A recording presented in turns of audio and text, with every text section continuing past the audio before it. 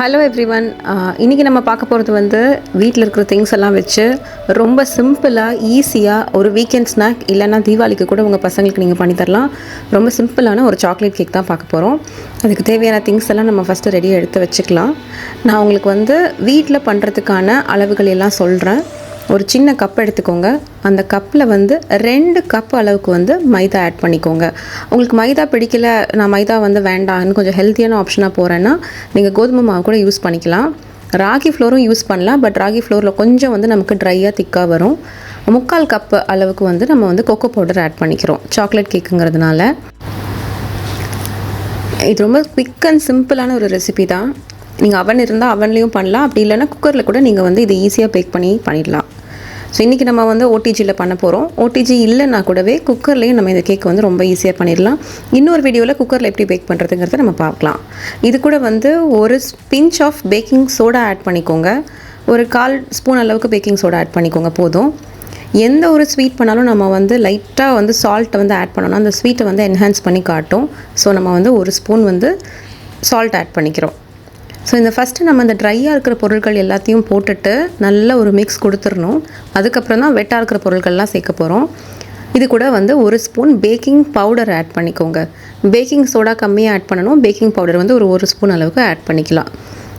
இது கூட நம்ம ப்ரௌன் சுகர் ஆட் பண்ணுறோம். நீங்கள் ஒயிட் சுகர் ஆட் பண்ணுறதுனாலும் பண்ணலாம், நாட்டு சக்கரை போடுறதுனாலும் போடலாம். நம்ம மைதா எந்த அளவுக்கு எடுத்துருக்கோமோ சேம் குவான்டிட்டி வந்து ப்ரௌன் சுகர் ஆட் பண்ணிக்கணும். நம்ம 2 கப் மைதா எடுத்திருக்கோம். ஸோ 2 கப் வந்து ப்ரௌன் சுகர் வந்து ஆட் பண்ணிக்கிறோம். நீங்கள் வந்து வெல்லம் போடலாம், நாட்டு சக்கரை போடலாம். இன்னும் கொஞ்சம் ஹெல்தி ஆப்ஷனாக வேணும்னு நினச்சிங்கன்னா தாராளமாக அதெல்லாமே போடலாம். ரொம்ப பெரிய டேஸ்ட் டிஃப்ரென்ஸ் இருக்காது. இப்போ நல்லா வந்து ஃபுல் க்ரீம் மில்க் எடுத்துக்கோங்க. பாஸ்டரைஸ்டு மில்காக இருந்தால் பெட்டர். ஃபுல் க்ரீம் மில்க் எடுத்துக்கோங்க. எடுத்துகிட்டு வந்து இந்த ட்ரை இன்க்ரீடியன்ட்ஸ் எல்லாத்தையும் நல்லா மிக்ஸ் பண்ணிவிட்டு நல்ல ஒரு மிக்ஸ் கொடுத்ததுக்கப்புறம் நம்ம மில்க்கு, பட்டர் அதெல்லாமே ஆட் பண்ண போகிறோம். இந்த கேக் வந்து எக்லெஸ். முட்டையோட வாசனை பிடிக்காதவங்க, எக் ஆட் பண்ண வேண்டாம்னு நினைக்கிறவங்க எக்குக்கு பதிலாக அடுத்த ஆப்ஷனாக நம்ம வந்து தயிர் ஆட் பண்ணிக்கலாம். எல்லா கேக்லேயுமே அந்த ஸ்பஞ்சினஸ் வர்றதுக்கு வந்து தாராளமாக நம்ம தயிர் ஆட் பண்ணலாம். அது வந்து ஒரு எக்லெஸ் கேக்காக ஆகிடும். எக்கு வேணும்னு நினைக்கிறவங்க 2 எக்கு வந்து இதுக்கு யூஸ் பண்ணுங்கள். ஒயிட்டை தனியாக எல்லோவை தனியாக பிரிச்சுட்டு நல்லா பீட் பண்ணிவிட்டு நம்ம கேக்கில் மிக்ஸ் பண்ணிக்கலாம்.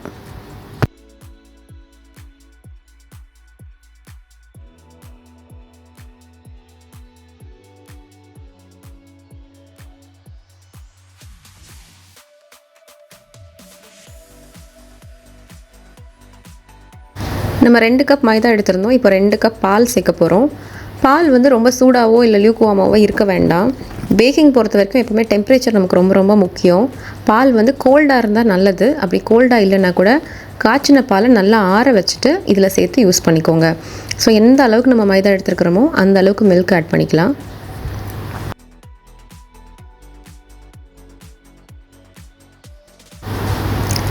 இப்போது 3/4 கப் அளவுக்கு தயிர் ஆட் பண்ணிக்கோங்க.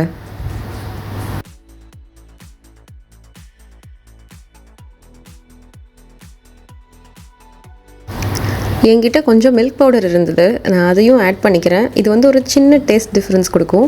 ரொம்ப நல்லாயிருக்கும். நம்ம பேன் கேக் எது பண்ணாலுமே வந்து கொஞ்சமாக மில்க் பவுடர் சேர்த்துக்கிட்டோன்னா அதோட டேஸ்ட் வந்து என்ஹான்ஸ்டாக இருக்கும். 3/4 கப் அளவுக்கு இதில் பட்டர் சேர்த்துருக்கோம். பட்டர் தான் சேர்க்கணுன்ட்டு இல்லை, ஆயிலும் சேர்க்கலாம். 3/4 கப் அளவுக்கு ஆட் பண்ணிக்கோங்க. இப்போ நம்ம எல்லாத்தையும் சேர்த்தாச்சு. ஏற்கனவே ட்ரை இன்க்ரீடியன்ட்ஸ் எல்லாத்தையும் நம்ம நல்லா கலந்து விட்டுருக்கோம் இல்லையா. இப்போது வெட் இன்க்ரீடியன்ட்ஸையும் சேர்த்துட்டோம்.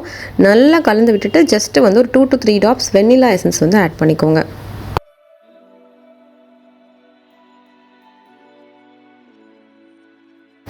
நல்லா கலந்து விட்டுட்டு நம்ம வந்து அவனில் பேக் பண்ண போகிறோம். இது கலக்கிறதுக்கு முன்னாடியே அவனை வந்து நல்லா ப்ரீஹீட் பண்ணிடுங்க. கேக் பேக் பண்ணுறதுக்கு அவனுக்கான டெம்பரேச்சர் 180 சென்டிகிரேட், 180 டிகிரி சென்டிகிரேடில் வந்து நல்லா வந்து ஒரு 20 to 30 minutes நல்லா ப்ரீஹீட் பண்ணிவிடுங்க. எம்டியான அவனை ஆன் பண்ணிட்டிங்கன்னா நல்லா ப்ரீஹீட் ஆகிடும். அதுக்கப்புறம் நம்ம இந்த மாதிரி மோல்டு வச்சுக்கணும். கேக் மோல்டு அலுமினியம் மோல்டும் இருக்குது, சிலிக்கான் மோல்டும் இருக்குது. ஃபஸ்ட்டு நல்லா ஆயில்லையோ பட்டர்லேயோ அந்த பேனை நல்லா க்ரீஸ் பண்ணிவிட்டு அதுக்கப்புறம் நம்மளோட மிக்சரை வந்து அதில் போட்டு ப்ரீசெட் பண்ணியிருக்கிற அவனில் 55 minutes நம்ம பேக் பண்ண போகிறோம். 55 minutes பேக் பண்ணதுக்கப்புறம் நம்மளோட சாக்லேட் கேக் எப்படி வந்திருக்குன்னு நம்ம பார்க்கலாம்.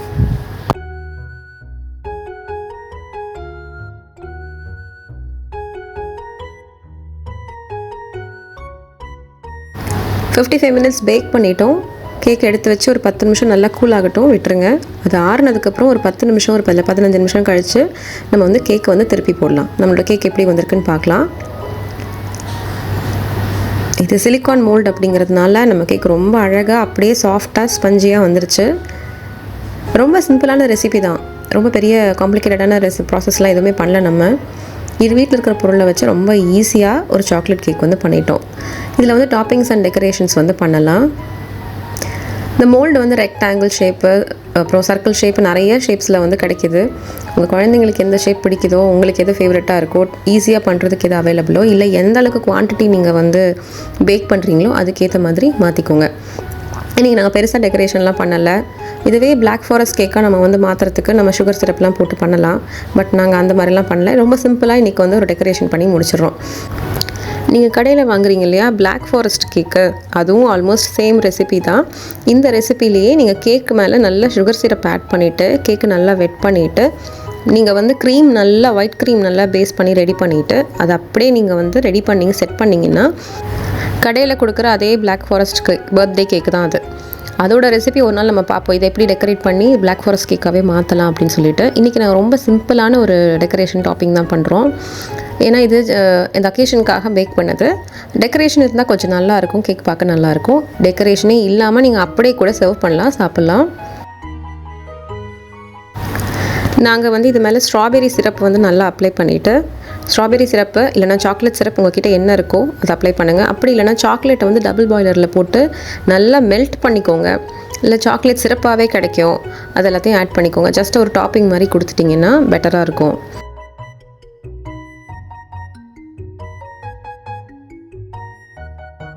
இப்போ இதுக்கு மேலே உங்கள் ஃபேவரட்டான டெக்கரேஷன்ஸ் எதுனாலும் போடலாம். எதுவுமே அவைலபிள் இல்லைனா 2 சாக்லேட் வாங்கி கூட நீங்கள் வைக்கலாம்.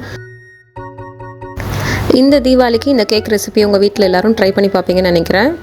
ட்ரை பண்ணி பார்த்துட்டு உங்களோட ஃபீட்பேக்கை வந்து கமெண்ட்ஸில் சொல்லுங்கள்.